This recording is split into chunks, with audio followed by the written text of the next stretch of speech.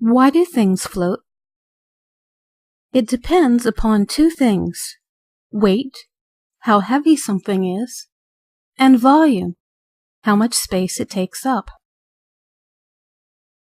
To understand why things float, it helps to understand why things sink. First, let's put a bowling ball in a bucket of water. Let's pause. The bowling ball and the water can't be in the same place at the same time. The water has to move out of the way to make room for the bowling ball. This is called displacement. It means being pushed out of place. So, as the ball goes down, it pushes the water up. Once the ball is completely underwater, it has all the space it needs. Then the water stops moving up. The volume of the displaced water is the same as the volume of the ball. But volume is not what makes the ball sink. The ball sinks because it's heavy. This bowling ball weighs 12 pounds. Water weighs something too. A bowling ball-sized chunk of water weighs about 10 pounds. The water wants to return to its original level, but there's a 12-pound bowling ball in the way. Since the bowling ball is heavier than the displaced water, the bowling ball has more sinking power. Now, what if we replace the bowling ball with something lighter, like a balloon?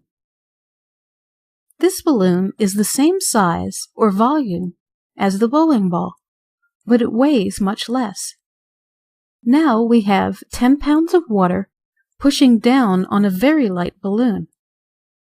The water is heavier than the balloon, so the water sinks, forcing the balloon up.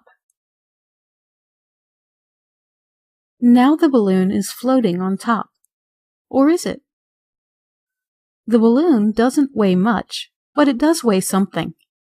If you look closely, you'll see it's displaced just a little water. The water it displaced weighs the same as the balloon. Boats work the same way. Boats are heavy, but they are also very large, and a lot of that space is just air.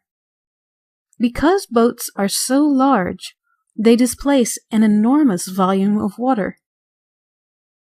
All that water is heavy. The boat can't push down more than its own weight, so the weight of the water keeps it afloat. So, to recap, an object floats if the water it displaces weighs as much as the object. If the object weighs more than the displaced water, then the object sinks.